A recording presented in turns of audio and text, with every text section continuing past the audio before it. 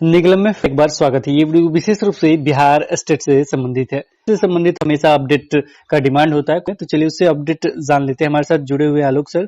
आलोक sir, स्वागत है आपका हिंदी क्लब में। जी सर, धन्यवाद। आलोक सर, जैसे कि आर्थिक से संबंधित स्टेट से संबंधित कब भर्ती प्रक्रिया चालू होगा, कब 7वां चरण चालू होगा, इससे संबंधित केस जो उसका क्या अपडेट है, इसके बारे में हमेशा जानना चाहते हैं। सबसे पहला प्रश्न मेरा यही है कि ये जो केस हुआ है मेरिट से संबंधित या नॉन मेरिट से संबंधित, किस किस की सुनवाई कब होने वाली है? देखिए, अभी केस लिस्ट पे है, सभी लिस्ट पे केस है। हम लोग का की तरफ से भी 1-2 केसेस हैं, वो भी लिस्ट पे हैं। और उम्मीद करिए कि अब एग्जैक्ट डेट तो हम नहीं कर सकते हैं कुछ, लेकिन एज अर्ली एज जल्दी हो जाए। ऐसे उम्मीद है कि सितंबर में तो जरूर हो ही जाएगा। सितंबर ये में हम नहीं सुनवाई। कहेंगे कि हम ये नहीं कहेंगे अगले सप्ताह होगा या उसके बाद वाले सप्ताह में होगा, लेकिन उम्मीद है कि सितंबर में जरूर पहली सुनवाई जरूर होगी। सितंबर मंथ में सुनवाई जरूर होगी। इसका मतलब आज 19 है, 10 दिनों के अंदर निश्चित रूप से सुनवाई हाँ, होगी। मतलब और जितना मतलब कोशिश हम लोग का जारी है कि जितना जल्दी हो जाए, बट आप जानते हैं कोर्ट के अनुसार चलना पड़ता है सब कोई। लोग वही चीजें हैं। तो पहला जो अपडेट था, जो हमेशा जानना चाहते थे कि जो केस किया गया है उसका क्या अपडेट है, तो सितंबर मंथ में सुनवाई हो सकती है। इसके साथ ही सर, जो रिस्पॉन्स शीट का हमेशा चर्चा रहा है कि रिस्पॉन्स शीट अभी नहीं मिल पा रहा है, या कैसे मिलेगा, इसके बारे में बताइए, क्योंकि एक आरटीआई का जवाब आपका आया हुआ है। और देखिए, रिस्पॉन्स शीट लेने का जो प्रोसेस है वो जस्ट आरटीआई के थ्रू ही है। आरटीआई करके आप अपना उसमें बताइए कि हमने इस तारीख को एग्जाम दिया था, इस सेटिंग में मेरा एग्जाम था, मेरा सब्जेक्ट ये है, मेरा रोल नंबर ये है, मेरा रोल कोड ये है, डेट ऑफ बर्थ मेरा ये है, मतलब अपना पर्सनल इंफॉर्मेशन देते हुए और उससे डिमांड करिए कि हमारा जो रिस्पॉन्स शीट है हमारा जो एग्जाम का, और वो रिस्पॉन्स शीट हमें उपलब्ध कराया जाए, और साथ ही साथ जो हमारा रॉ स्कोर है वो फाइनल स्कोर, नॉर्मलाइज स्कोर है, वो भी हमको बताया जाए। उसके बाद जो है वो आपको बोर्ड से और फिर उस आरटीआई का जवाब आएगा, जैसा मुझे आया है अभी। और जवाब में ये आया कि आप लोग अपना जो भी आपका रिस्पॉन्स शीट जो है 79 पेज का है, और प्रति पेज आपको 2 रुपए लगेंगे चार्ज आपको इस रिस्पॉन्स शीट को लेने के लिए। और उसके लिए हमको डिमांड ड्राफ्ट उसमें बनाने का निर्देशित किया गया कि डिमांड ड्राफ्ट बना के, तो हमने डिमांड ड्राफ्ट 158 का बना के आज ही बाई पोस्ट मैंने भेज भी दिया है। डिमांड ड्राफ्ट बिहार विद्यालय परीक्षा समिति पटना के सचिव के नाम से बनाना था। तो फिर वो डिमांड ड्राफ्ट बना के फिर वो जो उनका आरटीआई का जो जवाब वो भेजते हैं, उसका पत्रांक संख्या देके कि इस फलाना पत्रांक के द्वारा आपने मांग किया था कि सूचना प्रदान करने के लिए आपको 2 रुपए प्रति पेज जमा करना है। तो वो 2 रुपए प्रति पेज का जो डिमांड ड्राफ्ट है वो मैं बना के संलग्न कर रहा हूँ। एक एप्लीकेशन आपको फिर से दोबारा इधर से लिखना पड़ेगा, और साथ ही साथ बेहतर होगा जैसा मैंने तो किया है क्या कि और जो मेरा आरटीआई था उसका भी एक कॉपी लगा दिया, फिर उधर से जो आरटीआई का जवाब आया था उसका भी एक कॉपी लगा दिया, साथ ही साथ डिमांड ड्राफ्ट भी लगा दिया हूँ। और इधर से जो मैं उनको लेटर भेजा कि आपने जैसा कहा था पैसा का डिमांड ड्राफ्ट का, वो हमने फलाना फलाना पत्रांक से जो अपने डिमांड ड्राफ्ट की मांग की थी सूचनाओं के लिए, वो हम ला के भेज रहे हैं। और साथ ही साथ आपका जो रिप्लाई है और मेरा जो आरटीआई था उसका भी एक कॉपी आपको संलग्न करके भेज रहा हूँ। इससे क्या होगा, उनको भी कन्वीनियंस होगा। तो फिर वो मैंने आज बाई पोस्ट, लेकिन ये सारा काम बाई पोस्ट ही होगा, हैंड टू हैंड इसमें कुछ भी होता नहीं है। तो बाई पोस्ट मैंने आज भेज दिया है। अब देखिए कब वहां पहुंचता है, फिर उसके बाद कब उधर से हमको रिस्पांस प्रोवाइड किया जाता है। बट उम्मीद करते हैं कि उसका भी जवाब बहुत जल्द हमको मिलेगा। रिस्पॉन्स शीट यानी जितना मेरा है 79 पेजेस का, 79 पेजेस का मतलब होता है कि हर पेज में क्वेश्चन है, उस क्वेश्चन में आपने क्या आंसर लगाया है, बोर्ड का उसमें क्या आंसर है, वो सारा डिटेल्स आपको वो हमको भेजेंगे उसमें। और उससे अपना हम रॉ स्कोर भी देख लेंगे कि मेरा कितना सही हुआ, 150 नंबर के एग्जाम में कितना सही हुआ है, और उसके बाद हमारा कितना नॉर्मलाइज स्कोर है वो तो ऑलरेडी हमको रिजल्ट आया था तो पता है ही पहले से हमको इस बारे में। तो यही प्रोसेस है आपका रिस्पॉन्स शीट के लिए। तो रिस्पॉन्स शीट के लिए पहले से डिमांड होता रहा है कि रिस्पॉन्स शीट हमें नहीं मिला, पहले इसका जवाब कुछ और आता था, लेकिन अभी रिस्पॉन्स शीट का जवाब आ रहा है कि 2 रुपए प्रति पेज करके आ रहा है, तो सबसे पहले आपको आरटीआई करना होगा। आरटीआई अगर ऑनलाइन करना नहीं जानते होंगे तो कमेंट सेक्शन में कमेंट कीजिएगा, उस पर अलग से वीडियो बन जाएगा। लेकिन अगर आप जानते हैं तो आरटीआई सबसे पहले कीजिएगा। ऐसा नहीं कि आप ये सारी चीज वीडियोस देख के डायरेक्ट उन्हें डिमांड ड्राफ्ट वगैरह भेज दें, ऐसा मत कीजिएगा, ये गलती कभी मत कीजिएगा। सबसे पहले आरटीआई कीजिए, जब उसका जवाब आपके पास आता है उस अनुसार से आप डिमांड ड्राफ्ट वगैरह बना के भेज दीजिए। इसके साथ ही आलोक जी एक जनरल क्वेश्चन आपसे पूछते हैं हम, जैसे आपने आरटीआई किया था किसी प्रश्न का, और आपने ये भी देखा है, शिक्षा विभाग का लेटर भी देखा है, शिक्षा विभाग ने कहा था कि मेरिट और नॉन मेरिट और जो आपके 2012 के हैं ये सारे 7वें चरण में अप्लाई करेंगे। लेकिन ये शिक्षा विभाग का कहना है, और बिहार बोर्ड में जब आपने आरटीआई किया तो उससे कटअप का भी अभी निकल के आ रहा है, जो कटअप हमने भी डाला है और आपको भी आया है। तो ये कटअप का जो आ रहा सभी जगह, इसके साथ ही लेटर का भी एक जवाब आया था जिसमें धांधली नहीं होने की बात कहा गया, और ये भी उसमें बताया गया कि इतनी संख्या है मेरिट का और इस तरीके से मेरिट आया हुआ है। ये सारी चीज अपडेट हो रही है कि ये जो दिख रहा है, क्या दिख रहा है, मतलब क्या आपको लगता है? देखिए, ये सब बस यही बताने के लिए काफी है कि बिहार बोर्ड अभी भी अपने विज्ञापन को सही मान रही है और विज्ञापन को वो फॉलो कर रही है। विज्ञापन से डेविएट बिहार बोर्ड नहीं होगी और इसी कारण से वो मेरिट की बात कर रही है, क्योंकि उसमें लिखा भी है कि विज्ञापन संख्या इतना के अनुसार मेरिट का बनाया गया। कह रहा हूँ, अब सरकार ने डिसीजन लिया है कि मेरिट नॉट मेरिट दोनों को हम मौका दें 7वें चरण में, तो यही चीजों को हम लोगों ने कोर्ट में चैलेंज किया है कि जब हम खुद मेरिट में हैं तो फिर नॉट मेरिट और मेरिट दोनों एक साथ कैसे अप्लाई करेंगे? How can you treat unequal को इक्वल कैसे आप ट्रीट करोगे आप? क्योंकि खुद आप मान रहे हो कि कुछ लोग मेरिट में है, कुछ लोग नॉट इन मेरिट में, मैं नहीं मान रहा हूँ, लेकिन ये तो आपका लेटर भी मान रहा है, आपका आरटीआई भी मान रहा है, यही चीज है। अच्छा, यहाँ पे जो आरटीआई का जवाब आया है, एक आरटीआई का जवाब आपने सोशल साइंस का भी दिया जिसमें संख्या बताया गया था। अगर आपके पास वो मैंने स्पेशली सोशल साइंस के लिए मैंने स्पेशली करा था, क्योंकि सोशल साइंस में सबसे ज्यादा रिजल्ट था।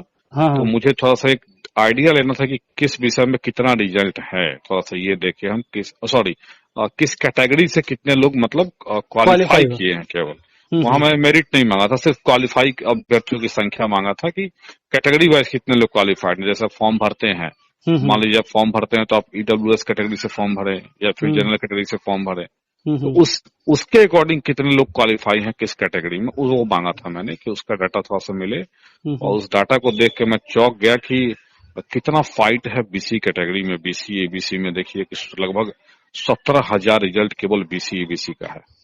बीसी ईबीसी का 17,000 रिजल्ट है? हाँ, दोनों को मिला के मतलब 10,600 कुछ इसका है और 6,000 समथिंग उसका है, मतलब ऑलमोस्ट 17,000 के आसपास है। हो सकता है 100-200 ज्यादा या कम हो सकता है। टोटल कितना है? टोटल आपको रिजल्ट है 26,000 समथिंग। 26,000 यानी 26,000 में 17,000 तो केवल बीसी ही बीसी चले जा रहे हैं। 9,000 पे केवल फाइट है, मतलब जो जनरल है या अदर है वो 9,000 है टोटल। वो मात्र 9,000 पे है, बस सोच लीजिए। जितना कैटेगरी बाकी बच गया सब 9,000 पे है। केवल बीसी और ईबीसी चले जा रहे हैं 17,000। सोचिए तो संख्या भी मतलब बीसी की बहुत ज्यादा है, ईबीसी की। हाँ, बीसी ईबीसी की संख्या बहुत ज्यादा है। इसलिए अगर अब देखिए, विज्ञापन को हम लोग फॉलो कराने की मांग करके कोर्ट में गए हुए हैं, देखिए आगे क्या होता है। देखिए जो भी कोर्ट का डिसीजन होगा। वैसे आपको क्या लगता है कि विज्ञापन मतलब फॉलो करेगा बिहार सरकार? देखिए, विज्ञापन को तो फॉलो करना पड़ेगा। विज्ञापन तो एक शाश्वत सत्य की तरह होता है जिसको मानना ही पड़ेगा। समझ लीजिए किसी परीक्षा का एक जैसे कॉन्स्टिट्यूशन का एक प्रस्तावना जैसे होता है, वैसे ही समझ लीजिए कि परीक्षा का प्रस्तावना है वो। अच्छा, एक पुराना सा क्वेश्चन लेते हैं हम। उन्होंने एक ये दिया है एनसीटी, जो मतलब ये हुआ है कि सभी जो टीईटी परीक्षा होगा वो मतलब सब जीवन भर के लिए, इसीलिए हम सबको अप्लाई करवा रहे हैं। देखिए, वहां पे 2 एस्पेक्ट है कि एनसीटी ने दिया है जीवन भर के लिए, तो वो पहला तो बात है कि वो 1 से 8 के लिए था एनसीटी का रूल। लेकिन आपने एसटीटी का रूल खुद से बनाया है और आपने खुद इसको कहा है कि लाइफ टाइम वैलिड रहेगा। तो एनसीटी के अनुसार आप नहीं कर रहे, तो अपने अनुसार कर रहे हैं, क्योंकि एनसीटी के द्वारा गवर्न नहीं होता है ये वंश जो 9th-10th का एसटीटी होता है। एनसीटी सिर्फ बनाती है 9th-10th के टीचर के लिए क्या एलिजिबिलिटी होगी, वो ग्रेजुएट होंगे, बीएड होंगे, लेकिन एसटीटी का क्या प्रारूप होगा ऐसा कोई एनसीटी का गाइडलाइन नहीं है, इन्होंने खुद से बढ़ाया है ऐसा। तो खैर इनके पास ये राइट है बढ़ाने का, गवर्नमेंट को ऐसा राइट रहता है कि वो बढ़ा सकते हैं वैधता को। वो मैटर नहीं है, मैटर है विज्ञापन के विज्ञापन क्या है। अकॉर्डिंग टू विज्ञापन अगर देखा जाए तो एक आम आदमी भी अगर विज्ञापन को पढ़ेगा तो वो सिर्फ यही सोचेगा कि सीटें हैं और सीटों के बराबर ही लोगों को क्वालिफाई करना है। यानी अगर देखा जाए तो मैं एक बहुत बड़ा बयान दे रहा हूँ आपके चैनल पे, रिजल्ट बनाने में गड़बड़ी हुई है बिहार बोर्ड से। बिहार बोर्ड को 2 ही श्रेणी का रिजल्ट देना चाहिए था, क्वालिफाइड एंड डिसक्वालिफाइड। क्योंकि जब पहले से डिटरमाइन है कि 17,000 जितनी सीटें हैं 37,000 सॉरी, तो 37,000 सीटों पर 37,000 लोगों का रिजल्ट देना है, तो उसमें merit, qualified in merit and qualified but not in merit की तो कोई बात होनी ही नहीं चाहिए थी। बिहार बोर्ड को सिर्फ रिजल्ट देना चाहिए था क्वालिफाइड एंड डिसक्वालिफाइड। लेकिन बिहार बोर्ड ने जो गलती अपना कर दिया 12 मार्च को, वो सबको क्वालिफाइड शो कर दिए। अब उनको लगा कि हाँ गलती हो गई है, तब फिर वो अपना रेक्टिफाई किए उसको, और अकॉर्डिंग टू एडवर्टीजमेंट वो मेरिट और नॉट मेरिट में बांट दिए। अच्छा, एक प्रश्न और आपसे, किसी अभ्यर्थी का, मतलब अभी कमेंट सेक्शन हम देख रहे हैं, लेकिन किसी अभ्यर्थी का एक प्रश्न था कि कोई लेडीज थी, फीमेल, उनका था कि सर मेरा 90 मार्क्स है और 90 अच्छा, और कटअप में भी 90 ही है, को वो सिलेक्टेड लिस्ट में नहीं है, नॉट इन मेरिट लिस्ट में चलेगा। फीमेल है, फीमेल हाँ, है, हाँ फीमेल है, फीमेल का एज कम होगा, देखिएगा आप उसमें ऐसा हो सकता है। जैसे कि उसमें कंडीशन था एक विज्ञापन में कि अगर सेम मार्क्स आपका रहता है तो लिया उसी को जाएगा जिसका एज ज्यादा है। तो मान लीजिए कि सीट होगा उनकी कैटेगरी में 1200, एक हम बात बता रहे हैं, और 1200 नंबर पे वो भी होंगे और एक और भी बंदा कोई होगा, मान लीजिए कि एग्जाम्पल के तौर पे। तो मान लीजिए अगर 2 आदमी है तो जिसका एज ज्यादा होगा उसको लिया जाएगा, तो इस कारण से उनका नहीं हुआ होगा। को इनका प्रॉब्लम सॉल्व हो जाना चाहिए। अगर वो जानना चाहते हैं तो वो आरटीआई कर सकते हैं, आरटीआई के तो आरटीआई से तो मैं तो कहूंगा सब लोग आरटीआई करिए, सब लोग अपना मांगिए कि हाँ मेरा मतलब एटलीस्ट कम से कम रॉ स्कोर तो मांगिए कि आपका रॉ स्कोर क्या है और आपका नॉर्मलाइज स्कोर क्या है, तो सब लोग को मांगना चाहिए।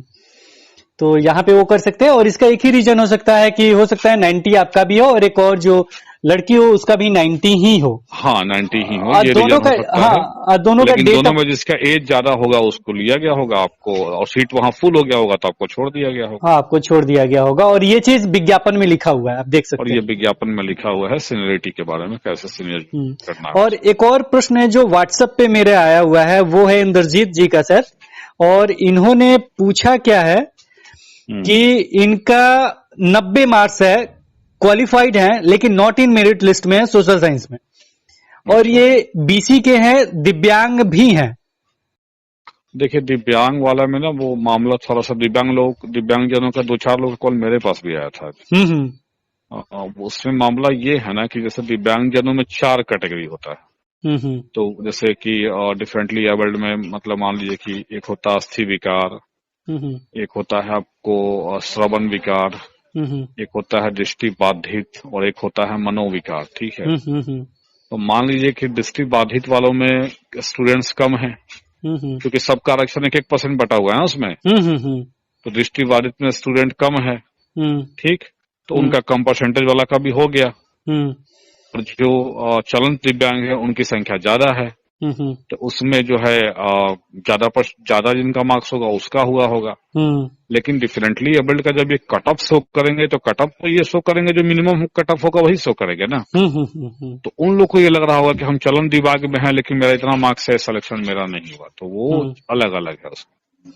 तो यहाँ पे सॉल्यूशन अगर आपको चाहिए कि ये सही है या गलत है तो आप भी आरटीआई कर सकते हैं। हाँ, वो आरटीआई तो सबसे अच्छा माध्यम है, इसीलिए तो आरटीआई बनाया भी गया है कि सब लोग अपना मांग कर दीजिए कि हाँ फिजिकली हैंडीकैप्ड में जो 4 कैटेगरी है उस चारों कैटेगरी का कट ऑफ कितना गया, क्योंकि डिफरेंटली देखिए हम जो मांगे हैं उसमें डिफरेंटली एबल कट ऑफ दे रहा है, डिफरेंटली एबल में तो चारों कैटेगरी आ रहा है, तो चारों में जिसका मिनिमम गया है उसका वो दिखा रहा है हमको कितना गया है। लेकिन अब मान लीजिए कि चलन दिव्यांग का ज्यादा है, वो तुमको शो नहीं किया कि उसमें कितना तक गया था, कि हमने मांगा ही नहीं, तो देगा कहाँ से वो उसमें।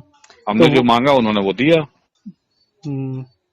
तो यहाँ पे जो चीज, एक चीज और क्लियर हम कर देते हैं कि अगर आपको दिक्कत है तो जो भी आपके 4 कैटेगरी है ना, चारों का आप कटअप मांग लीजिए, आप अपने सब्जेक्ट का, अगर आपको दिक्कत लग रहा है तो जो भी वो चारों का कटअप मांग लेंगे तो वहां से ज्यादा क्लियर हो जाएगा उनको।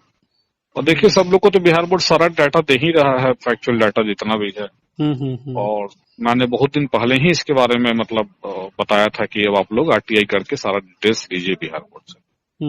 सब लोग आरटीआई कर भी रहे हैं, ले भी रहे हैं, बहुत लोग जागरूक हैं, कुछ लोग ऐसे हैं जिनको आरटीआई करने नहीं आता है, वो भी थोड़ा सा दिक्कत है।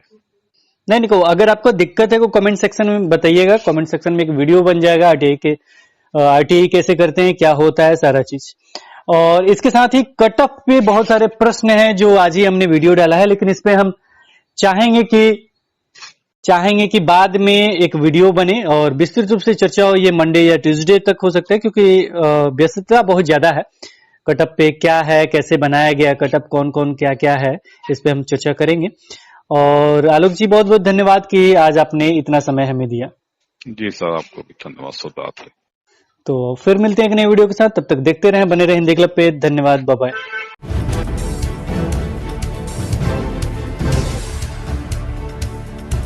सब्सक्राइब कीजिए हिंदी क्लब को, दबाइए इस बेल आइकॉन को ताकि हमारा वीडियो आपको मिले सबसे पहले। शेयर करें अपने दोस्तों के साथ ताकि वो भी इसका लाभ उठा सके। ये सब बिल्कुल फ्री है।